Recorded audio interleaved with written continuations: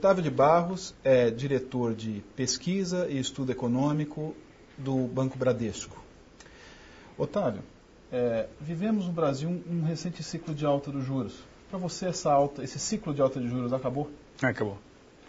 Acabou na última reunião do Copom, eles aumentaram 0,50. E é muito fácil entender por quê.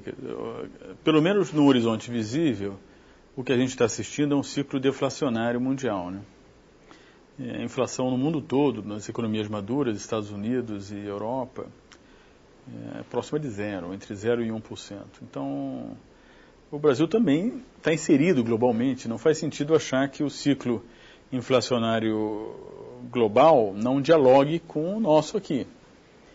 Então, o que nós estamos vendo é essa combinação de uma desaceleração global, afetando a inflação global e, portanto, a nossa, e também uma desaceleração que nós economistas chamamos de desaceleração endógena do Brasil, porque, vamos lembrar, nós estávamos crescendo a 12% anualizadamente no primeiro trimestre, né?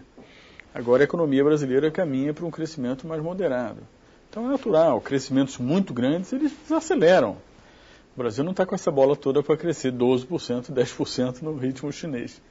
E por falar em crescimento e juros, emendando já a questão, sempre os economistas mais respeitados desse país vinham dizendo que o Brasil não podia crescer mais do que 5%, 4%.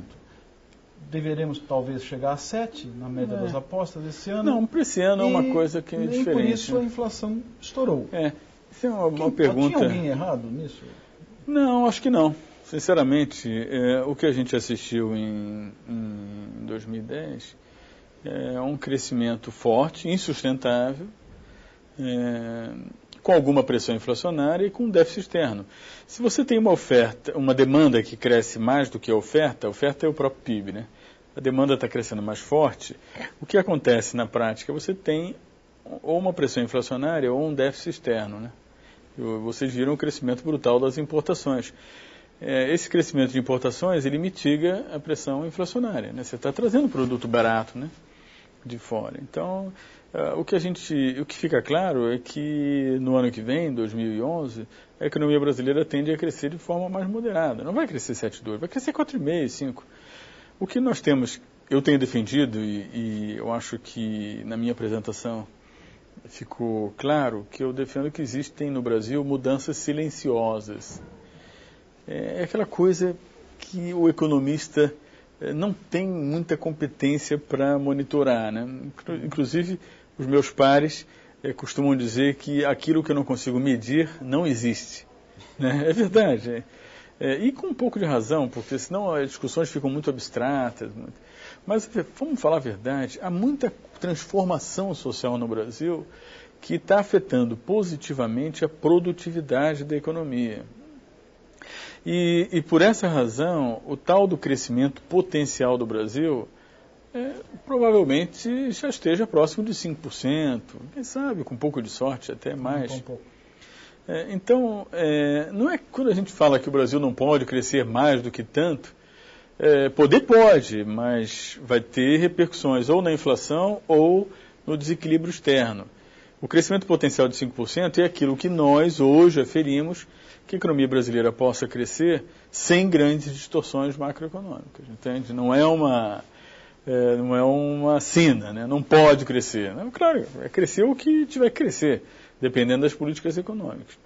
Mas a minha intuição é que essa boca de jacaré entre oferta e demanda, que sempre houve no Brasil, que sempre gerou inflação, ela tende a ficar um pouco menos aberta nos próximos anos, porque a oferta no Brasil está crescendo mais.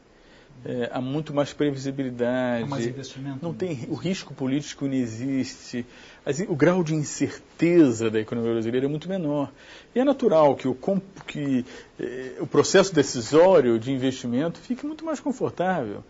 Então, nós estamos vendo tantos players novos chegando ao Brasil, nós estamos vendo uma expansão da oferta muito boa, quer dizer, a demanda turbinando, bombando, né? Mas a oferta está indo bem, está indo bem. Podia ir melhor se tivéssemos reformas, né? Aí eu entro um pouco no meu ceticismo em relação a qualquer revolução reformista, mas avanços de natureza institucional, lentos, cumulativos, eu acho que a gente vai continuar tendo no Brasil. Com relação à taxa de câmbio, que os exportadores tanto reclamam dela, vem penalizando o setor, existe alguma chance, no médio ou no longo prazo, você vê espaço para alguma interferência no câmbio? Não, não vejo. Eu acho, não só não vejo, como não acho desejável, por mais chocados que estejam os exportadores olhando para mim nesse momento.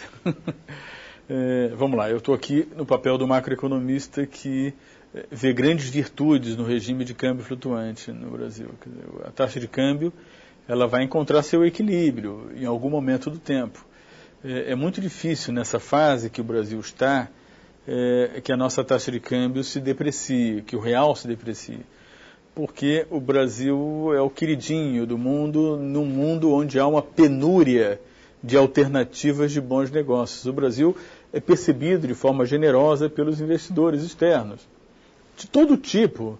E aqui enganam-se aqueles que acreditam que estamos falando apenas de especuladores que vêm aqui aproveitar o diferencial de juros. Não estou querendo sugerir que o diferencial de juros seja irrelevante, mas fato é que o mundo vê o Brasil como um país que é até beneficiário dessa relativa aversão ao risco que hoje existe no mundo, porque está mais arrumadinho, mais previsível, mais disciplinado, tem 2 governos seguidos, Cardoso e Lula na mesma direção. Então, nesse sentido, eu costumo dizer que tudo que é bom aprecia câmbio. É positivo porque atrai financiamentos e investimentos. Então, eu não consigo vislumbrar... Pagamos um custo das nossas virtudes. Brasil, exato, ele é vítima do seu próprio sucesso, de certa forma. O Brasil é vítima do seu próprio sucesso. Então, por exemplo, o Banco Central vai e compra reservas em profusão. Acumulamos 260 bilhões de dólares de reservas. O mundo olha para o Brasil e fala, Brasil, com tantas reservas? Não é mais vulnerável. Podemos investir mais no Brasil. Quer dizer, quanto mais se intervém no mercado, mais generosa fica a leitura dos investidores a respeito do risco Brasil. E da mesma forma, o Banco Central pode intervir no mercado de derivativos de câmbio, né? Mas aí é uma possibilidade. Mas, a despeito de qualquer intervenção que venha a ser feita, uma atitude maior em relação a essa a IOF, sobre transações financeiras, como já existe no Brasil, mesmo que o câmbio ande, ele não vai andar muito. Então ninguém deve, na minha modesta visão, se iludir com uma taxa de câmbio que vai superar os R$2 ou R$2,10 num horizonte rápido. Por isso que eu trabalho, por enquanto, no horizonte 1,80, 1,90 para o final do ano que vem, coisas desse tipo. Câmbio é algo muito complicado de se prever, mas nós fazemos o melhor possível para contextualizar essa decisão, essa tendência nesse ambiente onde o Brasil acaba sendo beneficiado. Otávio, muito obrigado por sua entrevista ao Automotive Business TV. Um prazer é todo meu. Obrigado.